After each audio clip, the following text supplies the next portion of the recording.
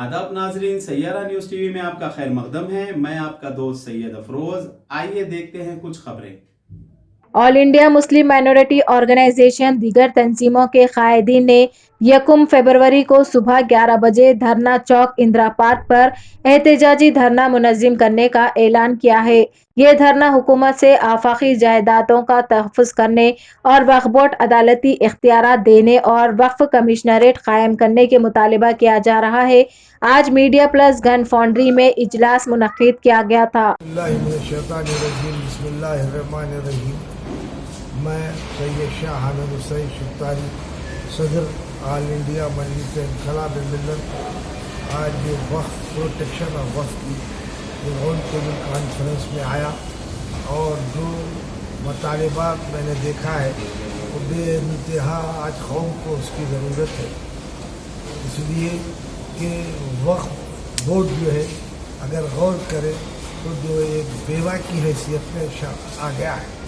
अब कोई बेवा जो है किसी की मदद नहीं कर सकती, वो वक्फ बोर्ड का हाल है। तो ऐसी सूरत में जब तक कि वक्फ बोर्ड को आप जुडिशियल पावर नहीं देंगे उस वक्त तक जो है वक्फ की जायदादें बचना मुश्किल है। इसलिए वक्फ बोर्ड में उन लोगों की शामिल किया जा रहा है जो सियासी तौर से बेरोज़गार है और माशी प्रसाल है, पसमानदगी की वजह से उनको मेंबर बना दिया जा रहा है, उनको वक्फ से कोई दिलचस्पी नहीं है। और दूसरी बात ये वक्फ की करोड़ों की जो प्रॉपर्टी है अभी हमको गवर्नमेंट से लेने की ज़रूरत नहीं है। अगर हम निज़ाम बनाए तो हैदराबाद का कि खाली हैदराबाद के एरिए में जो वक्फ जायदादें हैं, जो नए पुल से 4 मीनार तक, नामपल्ली, हिमायत नगर और पंजा गुट्टा, अगर इसका किराया इंक्रीज़ कर दिया जाए तो हम जो है किसी से मांगने की ज़रूरत नहीं है। लेकिन चूँकि किराया इंक्रीज़ करने के लिए हमारे ही वो कायदी जो मुसलमानों के हमदर्द है उसमें रुकावट का बायस बने हुए हैं। और KCR साहब ने इलेक्शन 8 साल दौर में हमसे ये वादा किया था कि मैं वक्फ को जुडिशियल पावर दूंगा, और उसके बाद उन्होंने ये कर दिया कि वक्फ बोर्ड वक्फ रिकॉर्ड को उन्होंने जो है पहली मरतबा सीज किया। एक अटानमस बॉडी के रिकॉर्ड रूम को सीज नहीं किया था। हम अदालत में रुजू हो चुके हैं और जो है हुकूमत पे प्रेशर डाल रहे हैं कि वो जवाब दाखिल करें, और बेहतर यही है जो इसके लिए एक कमेटी बनाने का हमने मुतालबा किया है, और वो strong committee for implementation of the Waqf property and protection of the Waqf, ये हमारा नारा है।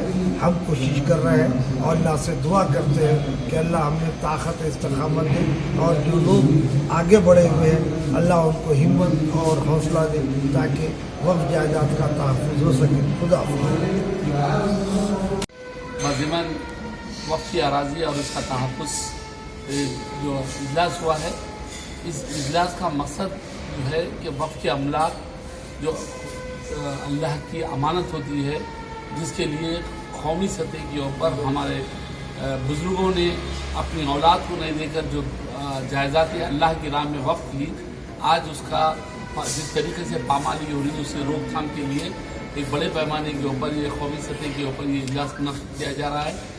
और ये इजलास का मकसद ही ये है कि कौमी सतह हम किसी सरकारी सतह के ऊपर या किसी गवर्नमेंट या किसी सिस्टम के खिलाफ नहीं बोलना है, बल्कि हमारी प्रॉपर्टीज़ जो लगातार ये बोला जा रहा है कि इसको जोड़ा जाएगा, इसको बचाया जाएगा, इसको बचाने के लिए कानून बनाया जाएगा।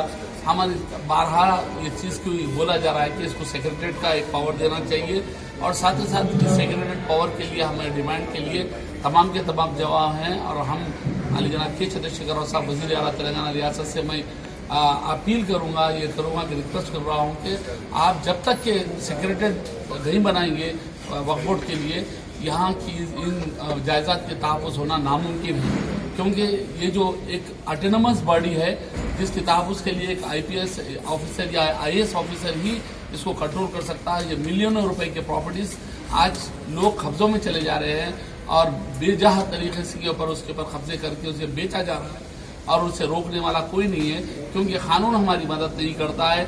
और कोर्टों में जाने से हमारे अपॉइंट करता एडवोकेट्स भी वहाँ पर मामले करके उसे ख़त्म कर रहे हैं। इसलिए मैं चाहूँगा کہ حکومت اس کو امیڈیٹ سیکریٹریٹ کا درجہ کمشنریٹ کا درجہ دے اور کمشنریٹ کو ایک IAS یا IPS آفیسر کو جب تک وہاں پر بٹھایا نہیں جائے گا یہ وفد کے املاک بچنا ناممکن ہے. اس کے لیے ہماری جدوجہد کی کوشش ہے.